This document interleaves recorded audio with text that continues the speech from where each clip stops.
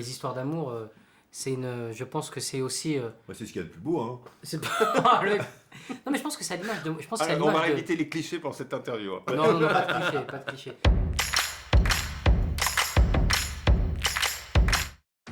Vous devez à l'administration fiscale 1 750 000 euros. Faut que je les paye. On déménage. Moi, je te suis au bout du monde. À la Courneuve. Ah oui, quand même. Oh, putain! Vous faites quoi, là? Je sais pas, il me fait peur, lui aussi, là. Vous êtes maître chien, vous avez peur des chiens. Donnez-lui ça. Putain. C'est pas pour vous. Je vous présente Samy qui a la gentillesse de nous faire visiter la Courneuve. Elodie. Samy. Bah, en fait, si on peut réussir à sourire et rire de choses en fait assez fondamentales, et tant mieux. Le film a un beau fond, et le film est... Tout à l'heure, il y avait un journaliste qui nous parlait d'utopie. Je crois pas que ce soit une utopie. Moi, je crois que c'est une possibilité. Parler d'utopie, ce serait bien triste. Donc, je trouve que c'est une véritable possibilité. Et oui, évidemment. Enfin, moi, en tout cas, c'est quelque chose qui m'interroge de plus en plus. Le vivre ensemble, le collectif, et la cohésion sociale, et cette harmonie dans laquelle on devrait tous être. C'est quelque chose que j'interroge souvent à travers, que ce soit Le Grand Bain, ou Pupille, ou ce film-là. C'est vrai que c'est une inclinaison que j'ai envie de donner dans les choix de mes films. Ça me semble très important en ce moment, plus que jamais. Voilà. Et je me dis que c'est terrible, mais je suis très heureux et très fier qu'on puisse rire avec une thématique aussi touchy, entre guillemets. Ouais. Maintenant, s'il vous plaît, vous pouvez faire ce son-là.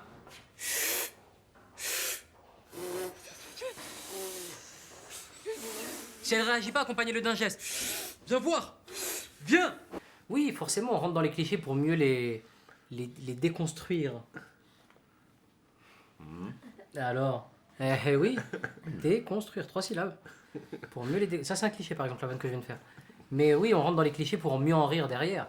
Et c'est la force de Mohamed Hamidi, c'est qu'il a passé sa vie à écrire, que ce soit des livres, ou d'écrire des cours, et des profs agrégés en banlieue, ou alors écrire des festivals comme le Marrakech du Rire. Donc il a toujours le bon dosage sur la vanne. Franchement, j'ai de la chance de l'avoir trouvé.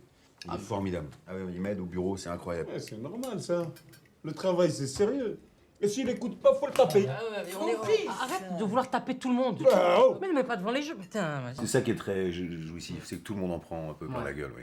Que ce soit le bobo que je suis, habitant au centre de Paris, avec leurs petites habitudes, leurs idées reçues, toute sa bande, là, toute son entreprise, mais aussi le recrutement qui montre plein de facettes différentes de jeunes mecs de banlieue qui ont envie de taffer ou qui n'ont juste pas envie de taffer du tout. Et ce qui est assez chouette, c'est que c'est un film qui est très large sur le foutage de gueule, en fait. Voilà. Ouais, j'ai besoin de monde, là.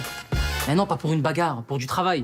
Un DUT informatique, institut technologique, master en engineering informatique. Qu'est-ce que vous faites chez McDo? Je comprends pas. C'est les seuls qui m'ont pris, en fait. J'ai envoyé des centaines de CV, mais à part des stages, j'ai rien trouvé. Hey, attends, comme t'as trouvé du travail, t'as acheté des chemises. Enfin, je peux pas. 2 euros. Ah ouais.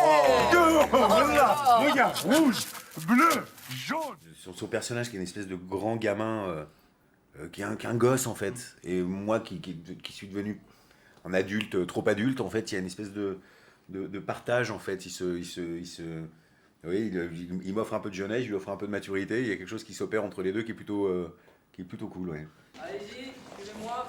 Voilà, on rebondit bien. Les bras mi-ballants, mi-pas ballants. Montrez-moi. C'est bien. Pas du tout ça. Super, Elodie, t'es parfaite. Gilou, je te jure, t'es en 84. Qu'est-ce qu'il fait, ce qu'on Super, Ed Sheeran, super, c'est ça. Je t'avais prévenu. Mais c'était très chouette parce qu'on était en Wi-Fi. Ouais. Ouais, on était en Voilà. Wi-Fi, ouais. On était en Wi-Fi. Mais heureusement qu'on a tourné avant la sortie du Grand Bain, parce qu'après, ça aurait été très compliqué. Parce que maintenant, il a pris Le boulard du gars, heureusement que le Grand Bain n'était pas sorti, parce que là, et voilà les Césars, et les BAFTA, et les Golden Grams. Le gars, il est... Non. C'est un bonheur. C'était très ludique de jouer avec Malik parce qu'il va très vite. Il va très vite et qu'il est... il a une espèce de malice permanente. Et donc, moi, j'adore ça.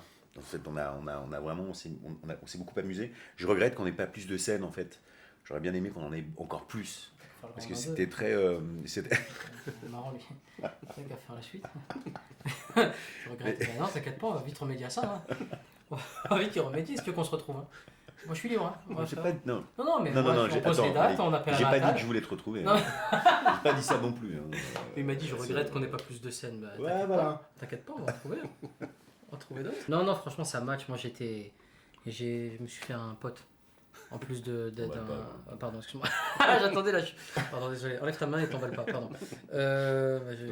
Non, c'était un bonheur, pardon. C'était un bonheur, vraiment. Ouais, enlève ta main. Le gars qui prend la confiance.